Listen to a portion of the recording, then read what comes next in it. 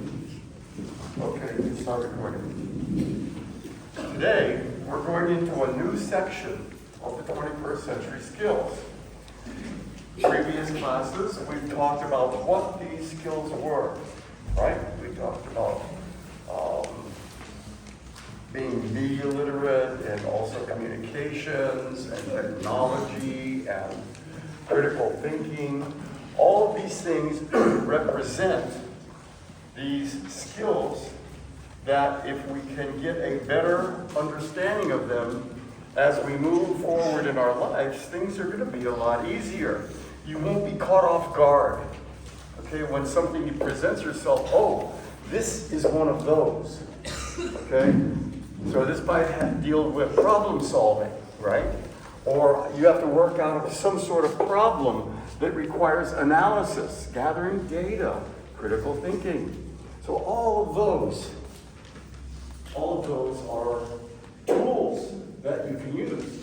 So this section in the 21st century skills is why do we need them? So sometimes it may be fairly obvious, but let's explore a little bit more deeply of why we need these 21st century skills. So if you take a look at your papers that were handed out today, so it's to enable today's students to be a good citizen, a responsible human being who is well aware of his or her potential and competence. 21st century skills are the key to empowerment. And what empowerment is it gives you a strong sense of purpose.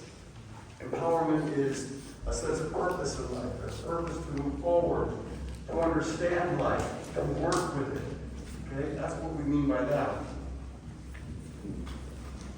These things are important also with children with special needs. There may be some who have some difficulty in learning, okay, and it's even more important for them because they might have some shortcomings that these skills will help bring up. But all of us, and I can tell you this for a fact, that all of us can use these skills in one form or another, usually in combination. They're seldom used in isolation, only one at a time. They're usually used together, you know, in terms of like communications and, let's say, media literacy, for example. You know, you're on your computer, you have to do a paper for school, so you gather your data on the computer, Google or whatever it happens to be, and then you create the paper and then you communicate that, right, to your teacher or students or whatever. So that's how these things work together. That's very important. That's another strong reason as to why we need them, is to give us more options, because every time you use these skills in combination, it gives us more options, right? Because there are so many different permutations, which is ways of putting them together, okay?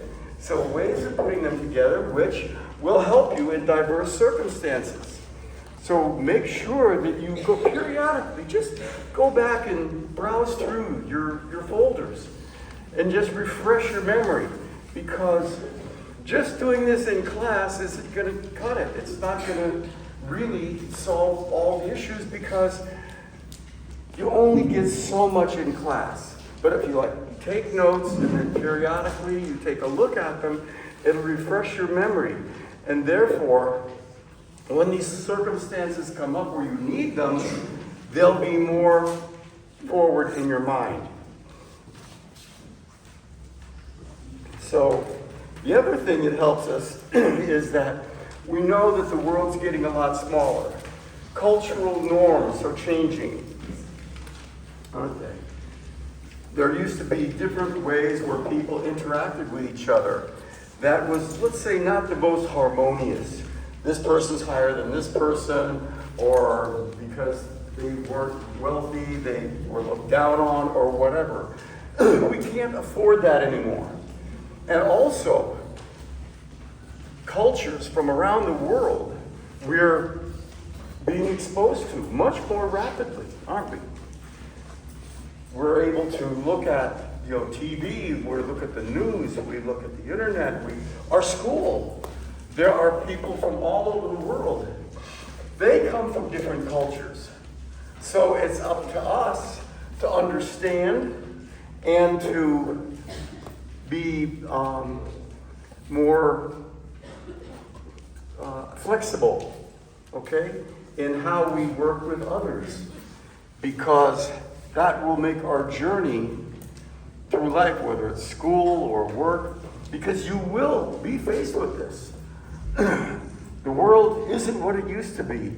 It went from people never knowing another country existed to being bombarded every single day with different cultures, different languages, different ways of dressing, different ways of thinking.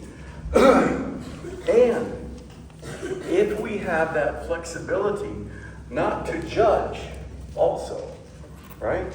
If we don't judge and we just listen, there's going to be things that come to us from other places in the world, other areas of life, where maybe 10, 20 years ago we would never see. But now they're presented to us, and if we can take a piece from this here, and one here, and one here, we can use those as additional tools in life that can help us, because we are going to be faced with this ongoing as we work, as we play, socially, when we meet people, in gatherings. You're going to get all kinds of folks that we never would have done just a few years ago. I mean, in your life, how many have seen different people from different cultures based on just what has happened in your life in the last couple of years? Has anybody seen people or cultures that you didn't maybe 10 years ago? Well, I guess nobody has. You live in a box, huh? Okay. Economics, social change. Prepare the students for new technologies. Wow, isn't that the truth? New technologies are coming to us all the time. Look at AI, artificial intelligence, supercomputers, quantum computers, right? This is all brand new stuff. It is just blossoming in the last few years and is going to continue to grow exponentially. That means multiples, very quickly. And if we don't stay on top of things, we're going to fall behind. So always try to remain informed. Always remain informed, which means talk to others, maybe that you wouldn't have chatted with before. Go online. Listen to some news or activities of the day that maybe you wouldn't have seen before. Remember, all information is not necessarily useful, but certain parts of it are. And it's up to you to expose yourself to this information, to these new technologies, to new media or way of communicating. Because if you do, then as you go out into the world, you're not going to be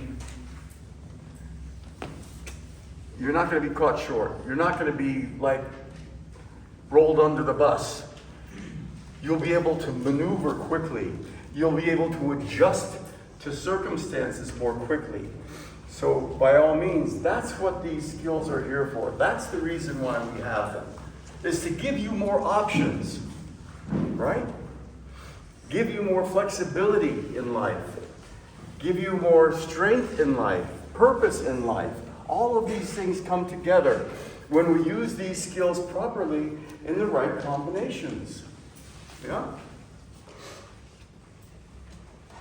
Developing skills like critical thinking, interpersonal communication, negotiation, decision-making, problem-solving skills, coping skills.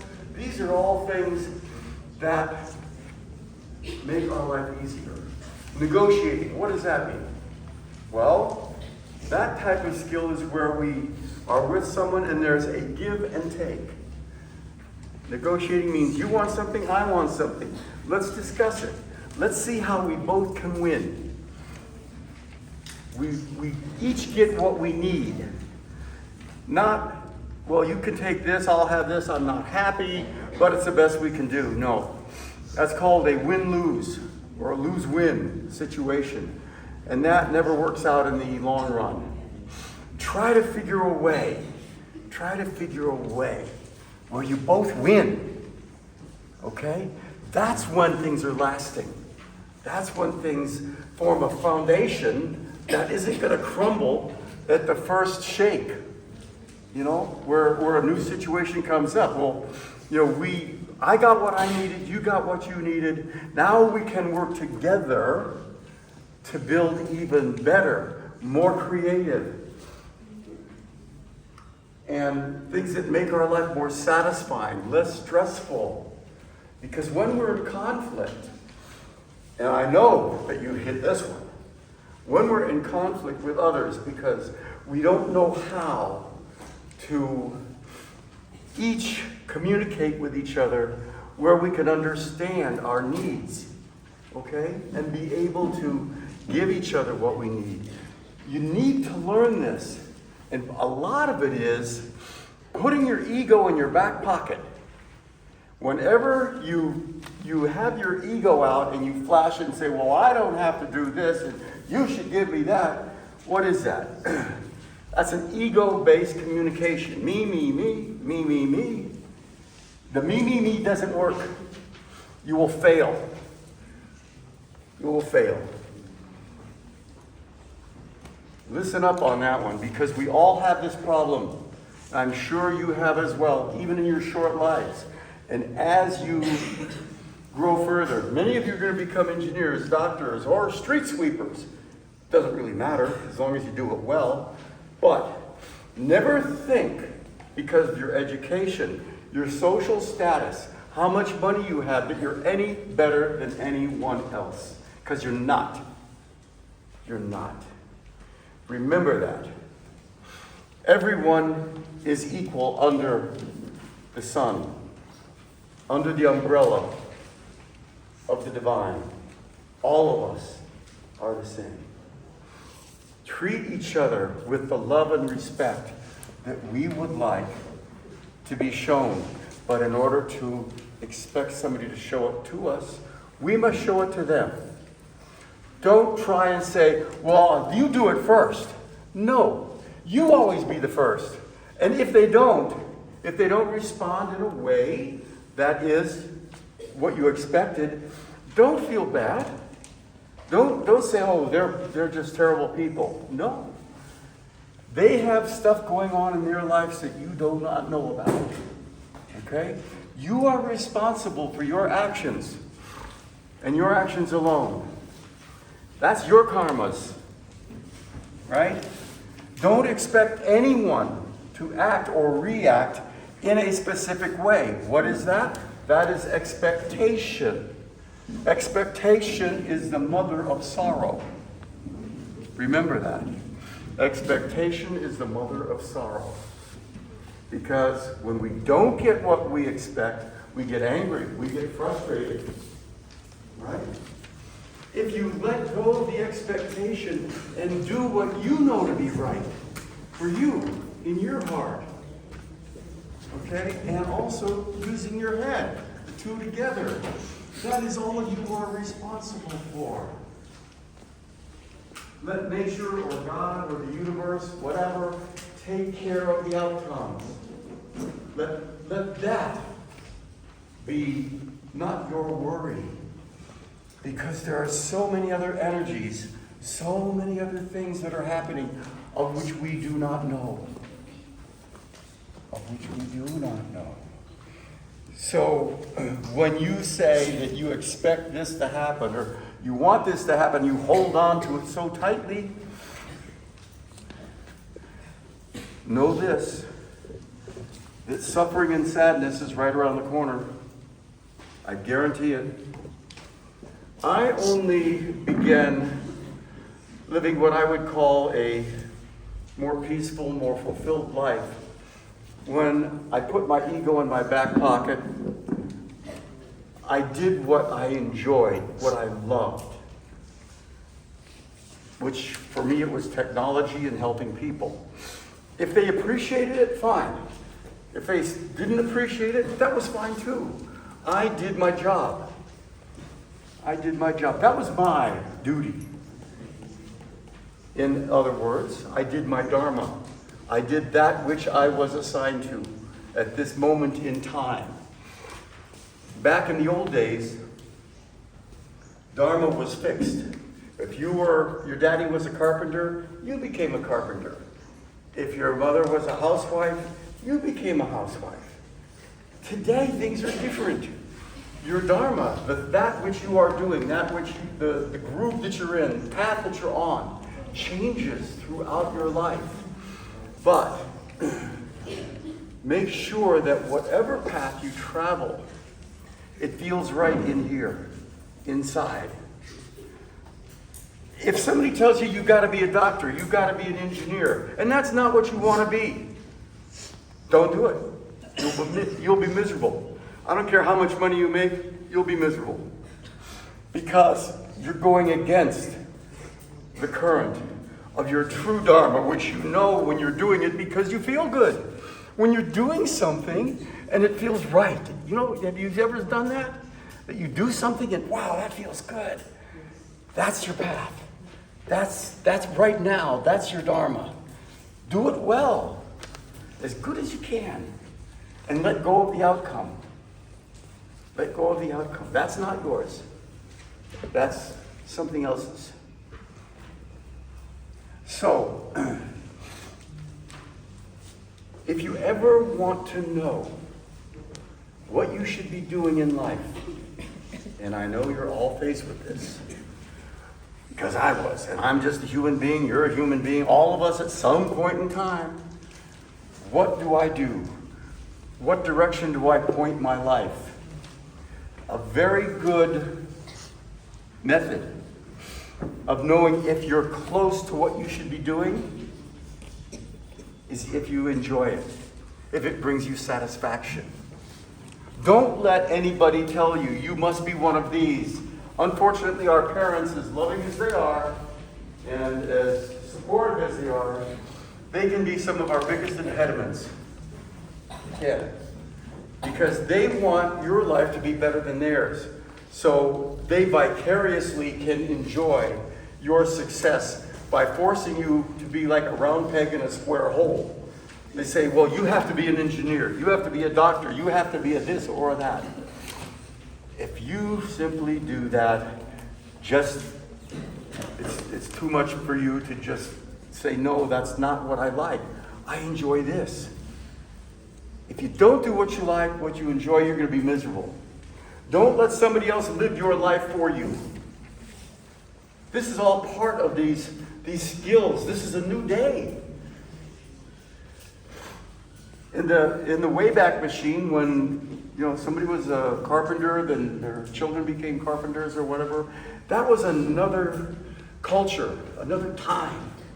Now there are so many different things. People telling you to do this, people telling you to be that. They don't care about what you want.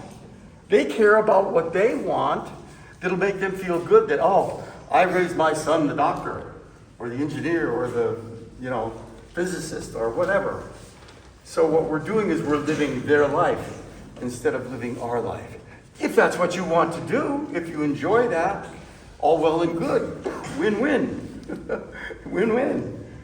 But you've got a long road ahead of you, all of you. Long road. Try to make that road as joyful as possible. That to me is, I don't know what else there is to say, because too often we forget that the purpose of life is happiness. The purpose of life is joy. The purpose of life is peace and understanding, love and compassion. All cousins and brothers and, all the same family, yeah? So if we're doing things that, I know a friend of mine, I'm sorry to digress, but he's not much older than you when I first met him. His name is Sai Vanesh. He's around Chennai. He's somewhere around Chennai. You know, his parents may wanted him to be a this or a that, but he loved animals. He loved animals. You know what he did? He went out and he established a park for rescuing animals, bringing them back to health. That was his joy. That was his bliss. And there was a great philosopher in the United States named Joseph Campbell. He says, follow your bliss. Follow that which makes you happy. And I see pictures of him on the internet all the time where he's hugging a deer or a dog or something. And the joy on his face, the peace that seems to radiate from him, it just makes you want to smile. It just makes you want to smile. Yes, be guided by those around you. But ultimately, you have to live your life. Is this something that you want to do? Is there something else? Explore, discuss. You don't have to be hard-headed about something because you don't have that much experience. But if there's something that you want to do that does seem to make you happy, research it. Gather information. You've got this new technology and information and all the tools of today to help you decide. Don't expect somebody to give you the silver bullet. That this is it, you know? This is what I should be doing if I didn't check into this myself. Always gather information so you can make an informed decision. And that informed decision, always bounce it against your emotions, against your heart. Does this feel right for me? You'll be a lot happier in the long run, I think, if you do this. It's very important. I want you all to be happy. I'm here to try to give you tools that will help make your journey easier. That will give you more things that you can use. So you can make informed decisions. So you can have a way of communicating what you want, what you need. These are things that I'm trying to do. If you put into practice the things that I'm saying, you can't go too far wrong. But make sure you check things out. Don't assume anything, because you may be wrong. So do your research, do your homework, talk to people who do this, talk to people who do that. See what they think. Maybe you want to be a carpenter, or a bricklayer, or a plumber, or an electrician. You get a kick out of taking things apart and putting them together. A mechanic. Somebody says, oh, that's not very good. That's just turning wrenches and blah, blah, blah. But it makes me happy. I like turning wrenches. I make enough to live. It's good enough for me. So it's not how much money you can make. It's not status. That's ego stuff. It's all ego stuff. And ultimately your ego will take you down false paths. Your heart will guide you properly. Your heart will guide you properly. Now,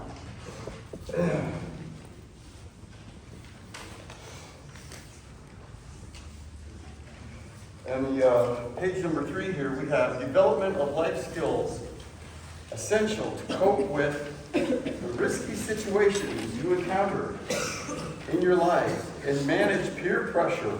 We talked about that a little bit. And deal with gender stereotypes. Oh, there's a good one. Gender stereotypes. Girls do this, boys do this.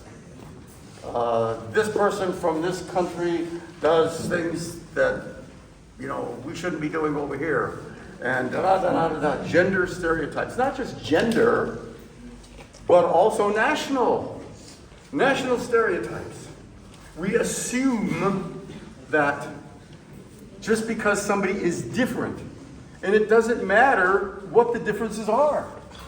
we begin building these ideas of what they are and what they're like. Wrong. Get to know the person. Don't prejudge. Never ever judge just by looking at someone and seeing how different they are. Whether male, female, whether it's national origin, whether it's within your own country, the South versus the North, or whatever the differences happen to be. Never judge based on these stereotypes that you maybe have heard your parents or people that you know, because they're not true. Sometimes they may be, but a better way to live in life is not by judgment. Not by judging. Because judging means I'm here, you're here. Right? That's not true. It's not true. Find out what this person is about. Find out about their culture. Find out about them as a human being. You may be surprised at what you find. Those days of gender or national stereotypes are over. If you want to be successful in this life, you better get rid of that. You better get rid of it. Because what you may be doing is throwing away, disregarding resources that may be incredibly valuable to you. Learn, be open-minded, have your emotions be open and not closed. Treat everyone, no matter where they come from, what they wear, what they know, what they do, as you would like to be treated as a human being. First. I guarantee you 100%, I'd stake my life on it, that you will be happier for it. You'll be happier for it. Differences divide. When we see each other first as human beings, with goals and loves and fears and needs, when we see that in someone, then life will bring us the tools that we need to make our life better, to make our life more productive and happy. Guaranteed. 100%. I know because I've walked this path. And I made a lot of mistakes. Here's the good news. I learned from them. So never worry about making a mistake. You're going to. Foregone conclusion. You will make mistakes. Don't beat yourself up. Don't beat somebody else up. Treat it as an experience for learning something. What did I learn? What did I learn from this? So I don't do it again. Or I can do something differently. Okay? Never, ever regret and beat yourself up for making mistakes. Look for the lesson. Look for the lesson inside. Because it's there. There is no mistake, no failure that doesn't have a lesson in it. Pick yourself up. Move forward. Use that lesson so that you don't necessarily do it again. Or if you do, it won't be as bad. Because we may not get it right the first time, or the second, or third, but keep trying, keep learning. This is part of this new 21st century skills. Learn from your mistakes. Treat them as foundation blocks that you can use to learn from, and then build a stronger structure on top of it. You don't learn much from being successful, but if you're smart, you learn a lot from your mistakes. You learn a lot from it. Look for the lesson, not, oh, it's terrible. No. You're not getting the lesson then, and you will keep doing the same thing over and over and over because you didn't look for the lesson inside. Look for it. You'll find it. Use it.